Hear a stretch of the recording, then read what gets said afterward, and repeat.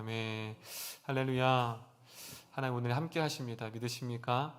또 오늘 말씀 가운데 또 어떤 말씀을 내게 주시고 또한 어떤 기도를 듣기 원하시는지, 참 예배는 그런 것 같아요. 우리가 많은 소리를 듣잖아요, 그렇죠? 한 주 동안에 뭐 친구랑 어떤 대화를 듣고, 또한 뭐 유튜브나 여러 가지 매체에 대해서 많은 소리를 듣잖아요, 그렇죠?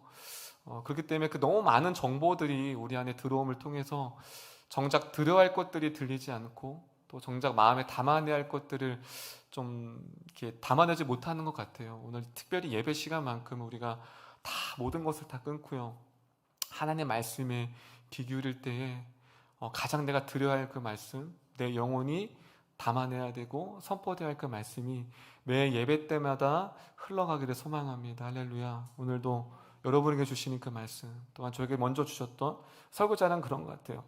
하나님이 먼저 설교자에게 주셨던 그 말씀을 잘 기도로 담아내서 성도님들에게 같이 그 하나님의 말씀을 또 듣게 하는 것, 오늘도 하나님이 여러분들에게 꼭 들어야 할 말씀을 오늘 여러분의 영혼 가운데 하나님이 말씀할 줄을 믿습니다.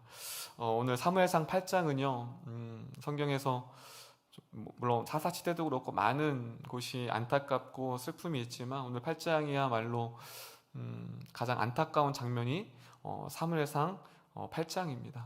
우리가 사무엘상 8장은 다 아시죠? 하나님을 어떻게 했죠? 왕으로 인정하지 않고 왕을 세워달라고 합니다.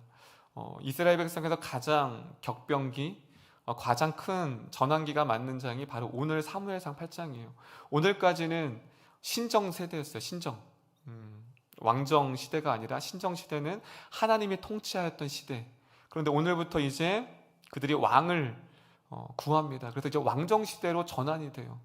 한마디로 하나님의 통치에서 사람을 세움을 통하여서 왕정 시대가 드러납니다. 그런데 왕정 시대가 하나님의 계획이 없었던 것이 아니에요. 우리가 잘못 알면 원래는 하나님은 왕을 세우고 싶은 마음이 없었는데 이스라엘 백성들이 원하니까 어쩔 수 없이 왕을 세운 것처럼 할 수 있지만, 이미 신명기에서 하나님께서 왕을 세울 것을 말씀하셨어요. 그래서 왕을 세운다라는 것은 하나님의 원래 계획과 플랜 가운데 있었습니다. 그런데 문제는 무엇일까요? 문제는 왕을 세우고자 하는 그 의도. 왜 왕정, 왜 자신의 군림하는 왕이 필요하는지 있어야 하는지 그 이유가 문제이기 때문에 바로 오늘 말씀이 우리에게 던져주는 그 말씀의 메시지가 우리에게 중요한 메시지가 있습니다. 자, 어떤 말씀이 있는지 우리 한번 조금씩 살펴보도록 하겠습니다. 우리 8장 1절 한번 읽어보겠습니다. 우리 8장 1절입니다. 성도님께서 8장 1절을 크게 한번 읽어보겠습니다. 8장 1절입니다. 시작.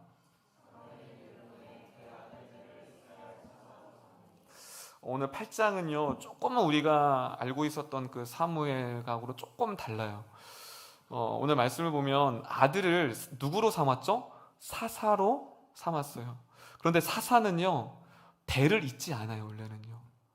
그 학자들마다 조금은 의견이 분분합니다. 왜 사무엘이 자신의 아들들을 사사로 세웠을까? 여러분, 사사는요, 대물로 이어지는 직분이 아닌 거예요. 그런데 지금 아들이 사사로 삼았대요. 그런데 문제는 3절입니다. 더 큰 문제는 3절이에요. 그래요. 1절, 그래, 아들을 사사로 삼을 수 있다고 생각을 해도 3절이 조금 의아합니다. 우리 8장 3절 한번 읽어보겠습니다. 8장 3절입니다. 시작.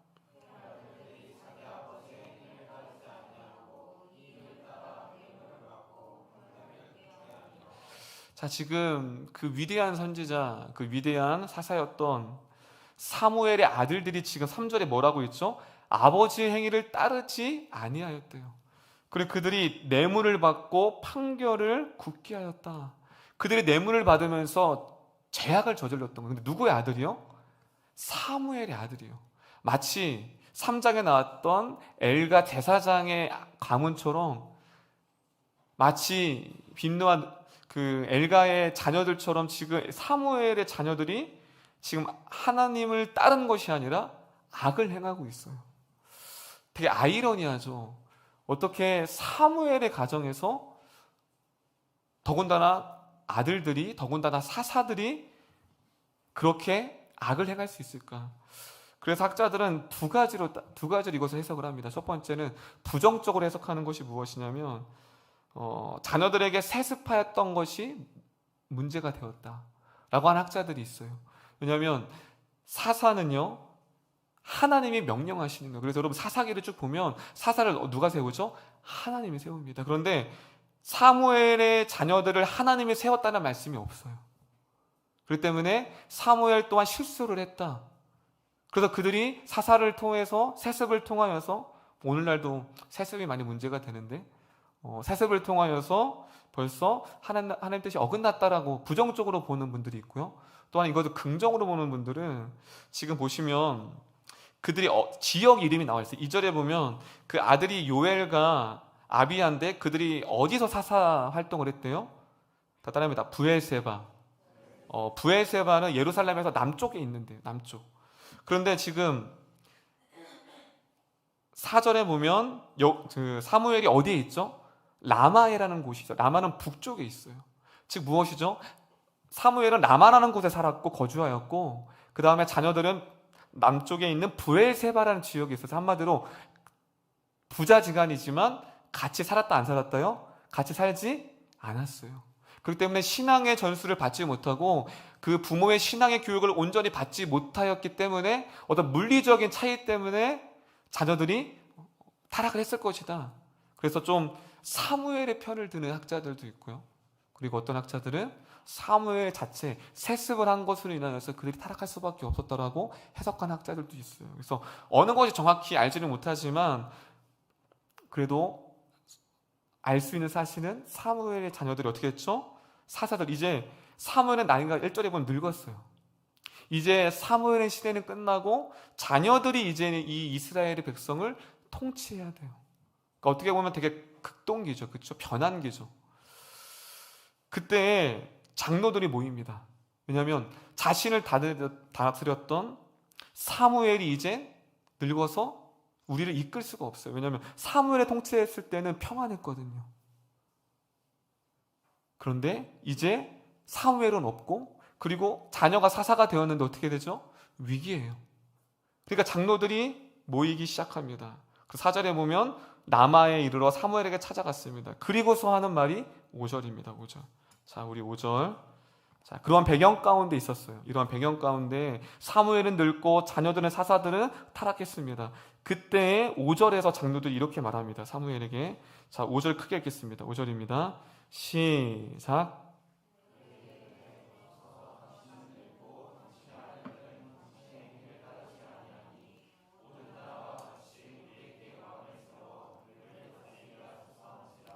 자, 지금 보시면요, 그들이 뭐래요? 탄식하는 거예요.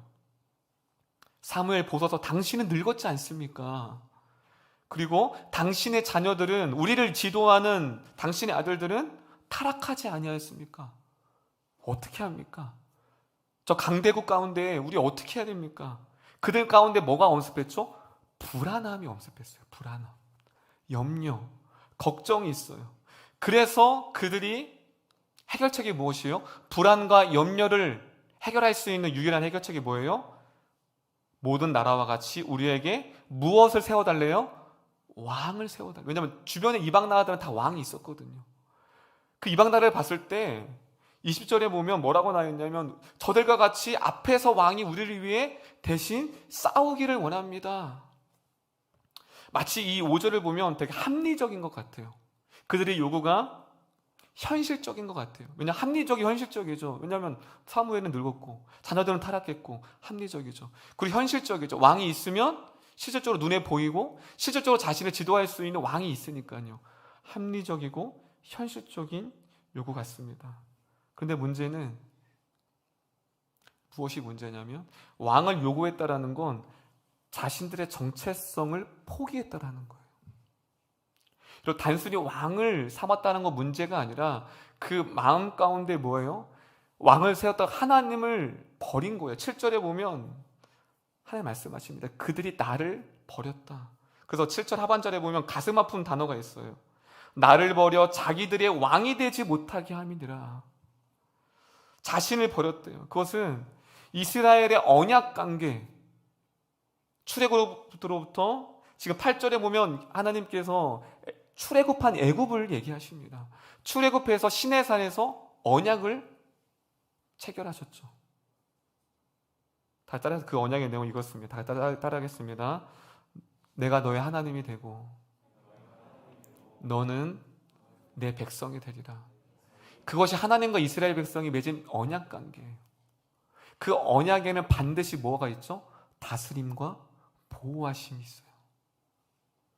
그런데 그들이 무엇이죠? 그 언약 관계를 깨트리고 지금 왕을 세워달라고 합니다.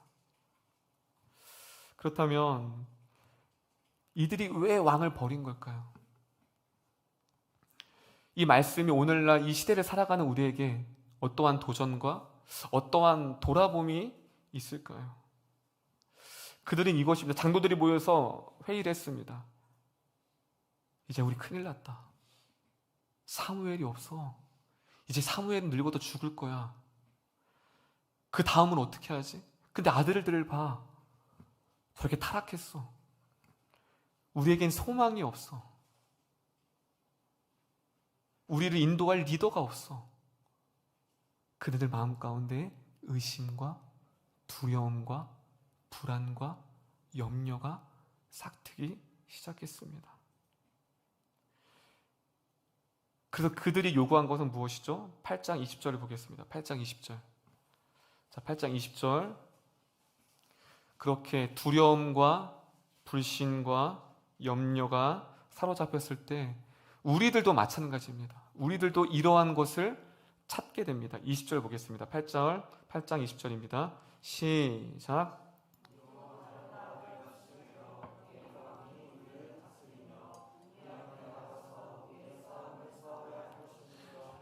그럼 단순히 왕이 아니라 그 왕이 우리 앞에라는 단어가 중요해요. 우리 앞에 나가서 무엇이죠? 보이지 않는 하나님 때문에 늘 매일매일 불안에 떠는 것이 아니라 왕이 우리 앞에 나가서 싸우는 것을 통하여서 안도하기를 원한다는 거예요. 무엇이냐면 우리가 불안할 때는 어떻죠? 그 불안함을 떨칠 수 있는 눈에 보이는 확실한 곳을 쫓게 되어 있습니다. 우리가 염려를 하잖아요. 걱정을 하잖아요. 그러면 우리는 눈에 보이는 확실한 것을 우리는 소유하기를 원하고 찾기를 원합니다. 염려는 내가 안심할 수 있는 것들로 채우려고 하는 욕망이 싹트기 시작해요.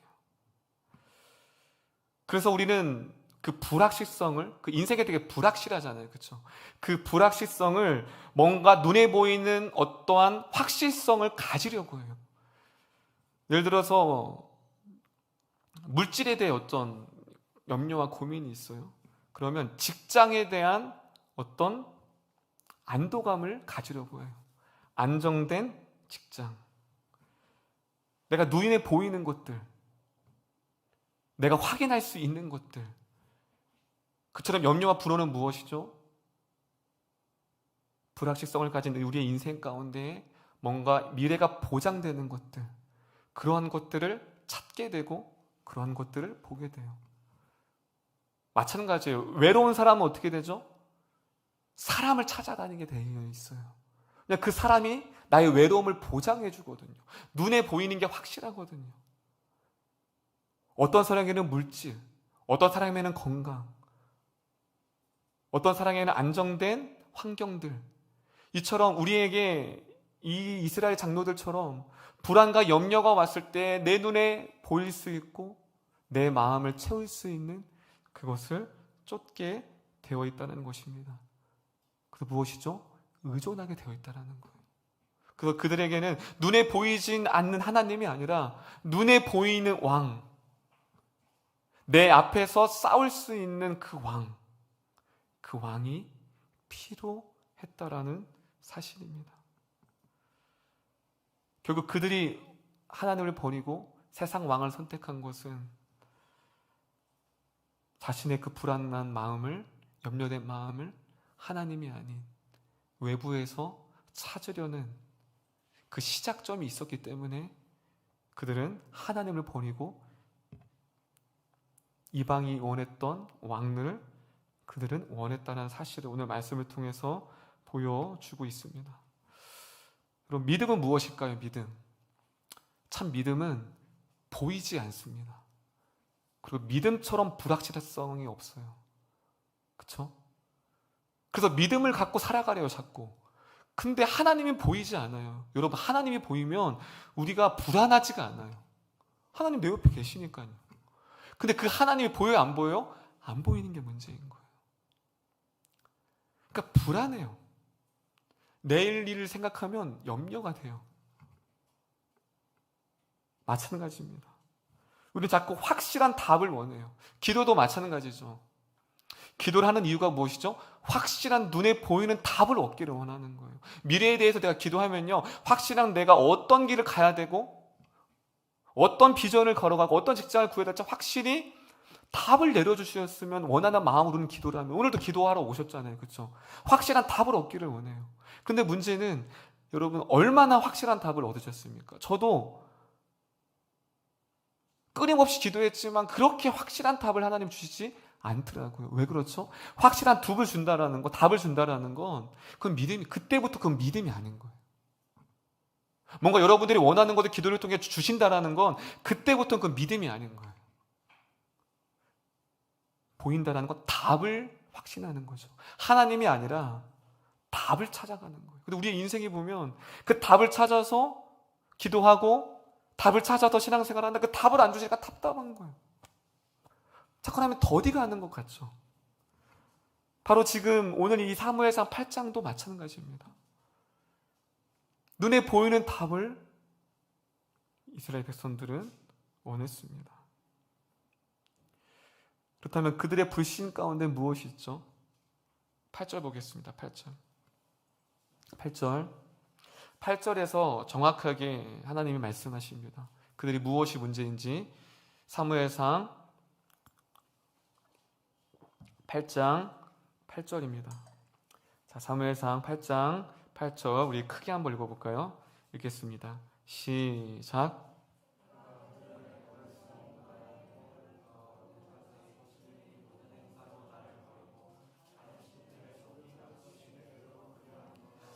자, 여기서 두 가지가 나오는데요. 8절에 보면 첫 번째 서두에는 하나님께서 이스라엘 백성들을 어떻게 인도하였는지, 여러분 출애굽하고 사사기 지난 게 무엇이냐면 약 300년에서 400년입니다.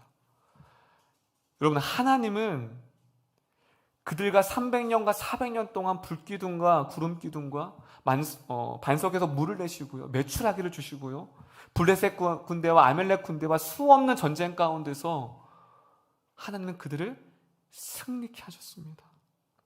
그들을 다스리셨어요. 한 번도 하나님은 그들을 떠나지 아니하셨고 그들의 인생을 보호하셨고 순간순간마다 하나님이 채워주셨습니다.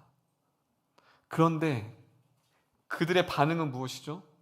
그들은 그때부터 지금까지 나를 버렸도다, 불신했다라는 거예요. 그렇다면 질문입니다. 누구보다도 하나님의 기적을 경험한 그 세대가, 우리는 그 하나님을 경험하지 못했잖아요. 그렇죠? 그냥 한강이 갈라지는 그 기적만 봐도 우리는 평생 그 기적만 보고도 우리는 하나님 믿을 것 같은데, 그들은 수많은 기적을 맛봤잖아요. 그런데 왜 그들은 하나님을 버렸을까요? 여러분, 이해가 안 되지 않으세요? 그럼 무엇 때문일까요? 수없는 기적을 경험했음에도 불구하고 왜 하나님을 부인했을까요? 그들은 보이지 않는 하나님을 믿은 것이 아니라 그 순간에 일어나는 기적을 확신하고 그 기적을 바라봤기 때문입니다. 할렐루야. 그 기적이 있을 때 하나님을 찬양했어요. 홍해가 갈라졌을 때 그들은 춤추며 여호와를 높였어요. 그런데 조금만 걸어가니까요, 뭐가 있어요? 수로 광야라는 곳이 그들을 기다리고 있었어요. 기적이 없어졌습니다. 광야였어요. 그때부터 그들이 하나님을 뭐하죠? 원망하기 시작합니다. 무엇이죠? 눈에 보이지 않는 거예요. 그 하나님이 당장 내 필요, 내가 원하는 때 하나님은 나타나지 않고 기적을 베푸지 않는 거예요. 그것이 반복되어지는 거예요. 그것이 오늘 사무엘상 8장 그 불신과 그 불안과 염려가 어디까지 왔냐면 그 왕을 버리고, 보이지 않는 왕을 버리고 보이는 왕을 선택하였던 그 시작점이 되었다라는 것입니다. 그렇다면 이 말씀을 우리 가운데, 우리 삶 가운데, 여러분의 일상 가운데 한번 적용해 보았으면 좋겠습니다. 그러면 하나님의 다스리심을 믿으십니까? 근데 왜 염려하십니까? 하나님의 보호하심과 하나님의 이끄심을 확신하십니까? 그런데 왜 걱정하십니까? 하나님의 돌보심과 하나님의 채우심을 믿으십니까? 우리도 이 사무엘상의 8장처럼 눈에 보이는 것을 쫓아갈 때가 있다라는 거예요. 당장 내 삶의 변화가 있지 않아서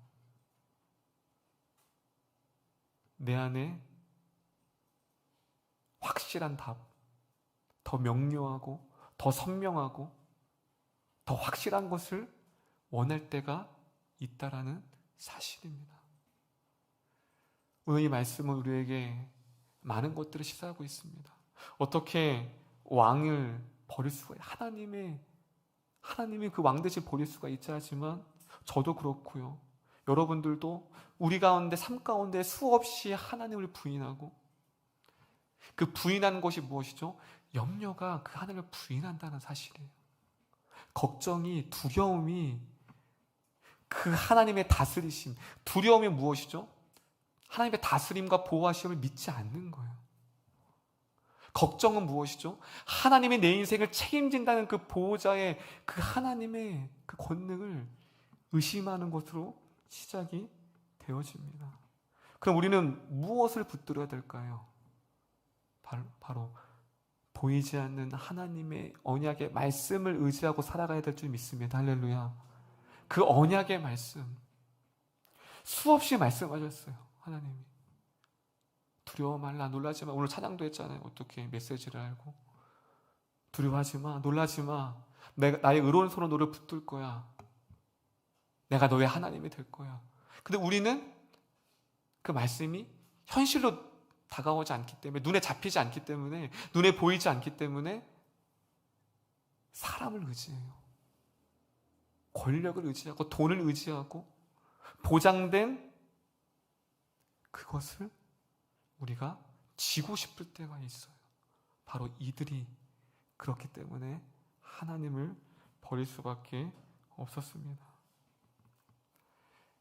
여러분의 인생을 다스리는 왕이 누구십니까? 바로 우리의 만왕의 왕 되신 하나님이 우리의 삶을 통치하시고 보호하시고 채워주고 다스리시는, 인도하시는 하나님인 줄을 믿으시기를 바랍니다. 할렐루야. 여러분의 시선은 어디를 향하고 있습니까? 변하지 않는 현실, 보이지 않는 미래가 보장되지 않은 납담되는 미래들, 예측되는 미래들입니까?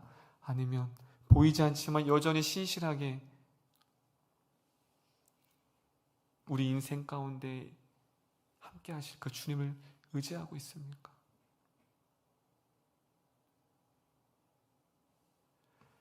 여러분의 인생 가운데 여전히 그 하나님의 다스리심과 보호하심이 있습니다. 할렐루야. 제가 요즘 묵상하는 단어 중에 하나가 여전이라는 단어예요. 여전히. 우리는 자꾸 과거 은혜, 하나님의 돌보심, 과거형의 때가 많아요. 그 전에 참 하나님의 은혜, 우리가 간증을 많이 들으면 참 과거 얘기할 때가 되게 많아요. 그렇죠? 현재, 오늘의 하나님, 여전히 과거에서 이전에만 일하셨던 그 하나님이 아니라, 그 간증이 과거로만 머물면 이전에 머물는 하나님이에요. 하지만 그 이전의 하나님이 아니라 여전히 지금도 앞으로도 그 주님께서 여전히 함께 하실 줄을 믿습니다. 할렐루야. 그 주님을 신뢰하는 것, 여전히, 이전이 아니라 여전히 지금도 내 삶을 인도하시는 그 주님 앞에 나아가는 저와 모든 여러분들이 되셨으면 좋겠습니다. 할렐루야. 우리 옆 사람에게 이렇게 고백했으면 좋겠습니다. 당신의 왕은 누구십니까? 여러분의 왕은 누구십니까? 말씀을 준비하면서 참 8절이 너무 마음이 아팠어요. 그들이 애굽 출애굽할 때부터 그들은 나를 버렸다라는 거예요. 여러분, 사랑하는 사람과의 관계에서 가장 힘든 것이 무엇이냐면 의심이에요. 의심. 제 아내가 제가 아내를 사랑하는 것을 의심한다면 제가 어떨까요? 의심하지 않으시죠? 슬프겠죠. 그 모든 게 거부되는 것 같잖아요. 그렇죠? 단순히 하나님이 자신을 버린 것으로 마음 아픈 것이 아니라 그 하나님을 의심한 거예요. 하나님의 돌보심과 채우심과 인도하심을 지금도 무엇이에요? 사무엘은 죽고 자녀들이 타락하니까 불안한 거예요. 염려하는 거예요. 그 하나님의 돌보심과 다스리심과 그 통치하심, 자신에게 있어서 그 하나님이 어떤 분인지를 여전히 의심하고 있는 이 무리들. 근데 더 속상한 건 우리도 그렇다라는 거예요. 그 하나님을 너무 의심해요. 저도 오늘 의심했고요. 아마 내일도 의심할 거예요. 마치 우리 인생과 하나님 살아계십니까? 내 기도를 듣고 있으세요? 하나님 일하고 계세요?